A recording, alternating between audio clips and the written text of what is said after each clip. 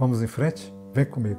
Seguindo esses conceitos de ave de rapina e animal de rebanho, Belchior também trata do rompimento das regras sociais na música Não Leve Flores. A letra cita o ato de atar as próprias mãos e convida o ouvinte a questionar o real motivo da ordem racional imposta pela sociedade contemporânea. Não quero regra nem nada, tudo tá como o diabo gosta. Tá, já tenho esse peso que me fere as costas, e não vou eu mesmo atar minha mão. O que transforma o velho no novo, bendito fruto do povo será. E a única forma que pode ser norma, e nenhuma regra ter, é nunca fazer nada que o mestre mandar, sempre desobedecer, nunca reverenciar. Em A Palo Seco, Belchior também induz o ouvinte a romper os limites superficiais de valores e contentamento cravando: eu quero que esse canto torto, feito faca, corte a carne de vocês. E continua: sei que assim falando pensas que esse desespero é moda em 76, mas ando mesmo descontente, desesperadamente eu grito em português. No disco Apenas um Rapaz Latino-Americano, o compositor usa a expressão "mas trago de cabeça uma canção do rádio", em que o antigo compositor, um baiano, me dizia: tudo é divino, tudo é maravilhoso, em menção à canção de Gilberto Gil e Caetano Veloso, Divino Maravilhoso, feita em 1968. Como contraponto à ideia de que tudo é divino e maravilhoso, Belchior crava: tenho ouvido muitos discos, conversado com pessoas, caminho meu caminho, papo som dentro da noite, e não tenho um amigo sequer que ainda acredite nisso.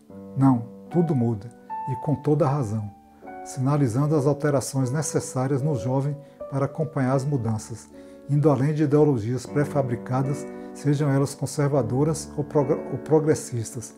Belchior pontuou: o fundamental no rapaz latino-americano é justamente essa frase, essa afirmação enfática de ser um latino-americano, uma pessoa na esquina do mundo, no terceiro mundo, sempre na expectativa, dependente economicamente do restante do mundo, mas com uma capacidade enorme de desdobramento, de resistência, de rebeldia do espírito, de transformação de poder novo. Tudo que Nietzsche falava do que é o homem que ele achava, né? A violência citada pelo cearense também aparece no sentido de mostrar a necessidade de romper limites do homem. Mas para a frente, em Apenas um Rapaz Latino-Americano, escreve ele: não me peça que eu lhe faça uma canção como se deve, correta, branca, suave, muito limpa, muito leve. Sons, palavras são navalhas, e eu não posso cantar como convém, sem querer ferir ninguém. Mas não se preocupe, meu amigo, com os horrores que lhe digo. Isso é somente uma canção. A vida realmente é diferente. Quer dizer, a vida é muito pior. As diferenças do homem, seja ele ave de rapina ou ovelha, também são temas constantes nas obras dos dois. No artigo O Platão de Nietzsche e o Nietzsche de Platão, o professor Oswaldo Jacóia discorre um pouco sobre a percepção do alemão sobre a figura do cordeiro contrapondo a ave de rapina. Do mesmo modo como o contrato não pode ser pensado como fonte e origem do Estado, também os homens não são iguais por natureza. Há de um lado os fortes por natureza, os senhores e dominadores, e do outro lado os fracos, as populações tremendamente superiores em número, o rebanho desprovido de uma organização guerreira. Em termos de provocação cínica, as aves de rapina e os cordeiros. Que os cordeiros guardem rancor das grandes aves de rapina é algo que não se pode estranhar, só que não há nisso motivo algum para levar a mal que essas arrebatem cordeirinhos. Exaltação do instinto do homem em sua obra. Nietzsche contempla o instinto através da figura mitológica de Dionísio, conhecido por dar vazão aos mais íntimos desejos da carne. Na visão do filósofo, todo homem tem dentro de si uma figura dionisíaca. Esse instinto, no entanto, passou a ser sufocado e reprimido pela razão imposta pelo cristianismo. De um ponto de vista simbólico, o deus da mania e da orgia configura a ruptura das inibições, das repressões e dos recalques. Dionísio simboliza as forças obscuras que emergem do inconsciente, pois que se trata de uma divindade que preside a liberação provocada pela embriaguez. Desse modo, Dionísio retrataria as forças de dissolução da personalidade, as forças caóticas e primordiais da vida, provocadas pela orgia e a submersão da consciência no magma do inconsciente. Um dos pressupostos para que tal repressão seja comensurada de forma impositiva passa pela tentativa de disciplinar os instintos através dos conceitos criados pela ciência. Tal ciência, representada pela linguagem ou pela representação da linguagem, é responsável pelo enforcamento do que nos é natural, construindo teorias capazes de nos esclarecer cada aspecto da realidade. Alegando que o discurso precede o curso, a linguagem positiva e que inibe o instinto, o homem constrói verdades moldadas pelas cercas ditatoriais da razão. Cabe aqui uma maior teorização sobre as relações entre imagens metafóricas e conceitos no pensamento nietzschiano. As imagens são dionisíacas, fazendo parte de uma essência e de uma provocação intuitiva que se faz presente nos homens, muitas vezes representados por seus instintos, seus desejos e suas vontades. Já os conceitos apresentados pelo discurso e pela linguagem científica são parte de uma essência apolínea, também presente nos indivíduos. Enquanto Dionísio dentro de nós tende a criatividade, ao imaginário, ao proveito de todo e qualquer desejo possível, beirando o livre fluxo de pensamento e das possibilidades, a parte humana que é motivada por Apolo cerca nossos instintos, conceituando instituições e racionalizando o pensamento e a imaginação.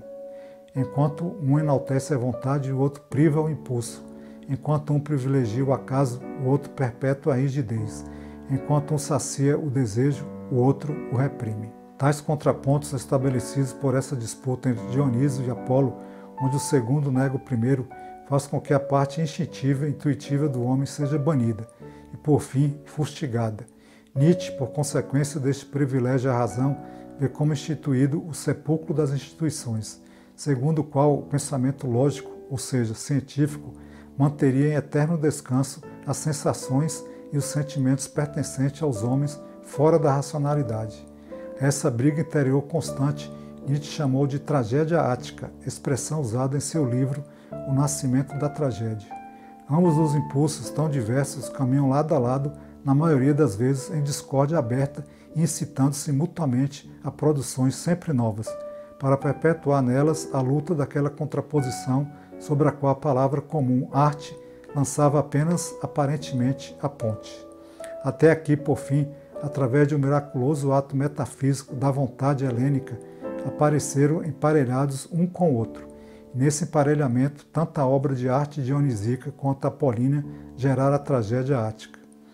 Nessa perspectiva de pensamento, Nietzsche defende que o homem tem em si a racionalidade de Apolo e a irracionalidade de Dionísio, misturadas em sua essência. No entanto, a partir da modernidade e dos pensamentos racionais de filósofos como Kant e Hegel, o homem passou a apoiar-se apenas na exatidão dos números e das ciências. Trazendo o pensamento nietzschiano para a realidade brasileira em meio à ditadura militar, a razão de Apolo era mais do que nunca inserida na sociedade. Ainda é apenas um rapaz latino-americano, Belchior escreve: "Mas sei que tudo é proibido. Aliás, eu queria dizer que tudo é permitido, até beijar no escuro do cinema quando ninguém nos vê." Essa relação do desejo também é retratada na obra de Nietzsche. Em Genealogia da Moral, o alemão explica que o desejo está ligado a impulsos não racionais que são motivados por reações e instintos, e a forma social de inibir esse tipo de ímpeto serve apenas para dominar os homens. Assim, reprimir o desejo inerente ao homem resulta em indivíduos que não agem por medo da culpa, da retaliação ou do julgamento de moral. Para Nietzsche, o homem forte, aquele que é ave de rapina e não animal de rebanho, é aquele que assume o peso das próprias escolhas, seja ela contrária ou não à moral imposta à sociedade. Na música Alucinação, mais uma referência à estrutura de rebanho constante da sociedade brasileira. Carneiros, mesa, trabalho, meu corpo que cai do oitavo andar, e a solidão das pessoas nessas capitais, a violência da noite, o movimento do tráfico. Mais adiante, na mesma estrofe, ouve-se: "Um rapaz delicado e alegre que canta e requebra é demais", que segundo Jolie Teixeira Carlos diz respeito à figura de Ney Matogrosso, líder da banda Secos e Molhados, que subverteu padrões da música brasileira pela irreverência, presença de palco e postura peculiar. Mais adiante, na mesma canção, as frases "cravos e espinhos no rosto", "rock hot dog, play call baby", 12 jovens coloridos, 2 policiais, cumprindo seu duro dever e defendendo seu amor e nossa vida. Também reflete a pressão estrangeira na cultura brasileira e as ações mecânicas do dia a dia.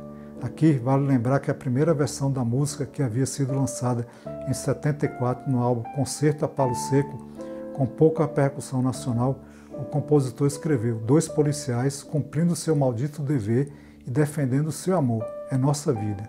Em 76, em função da censura imposta no país, a letra precisou ser alterada.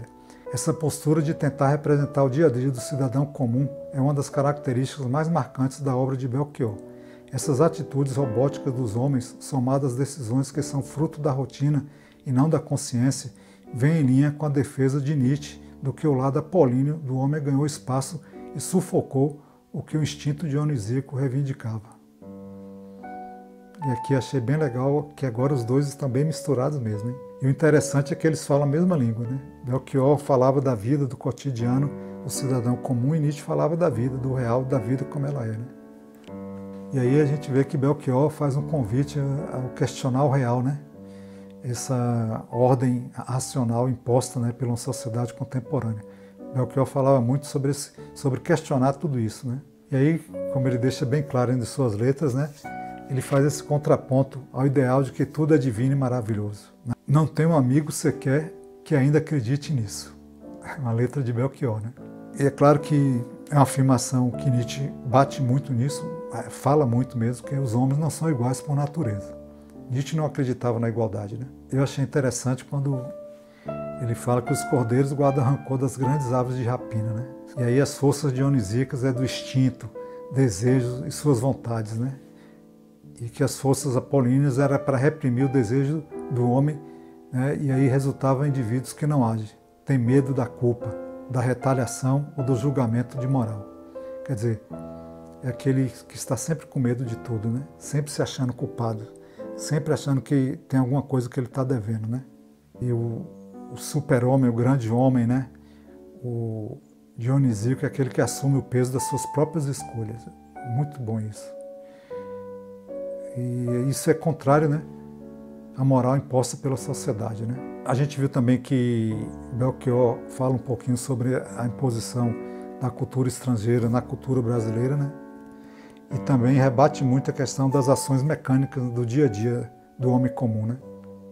E aí ele também botava a gente para pensar muito sobre essa questão, né, de decisões que são frutos da rotina. Sempre foi assim, vamos fazendo assim, já está no automático e não da consciência, né?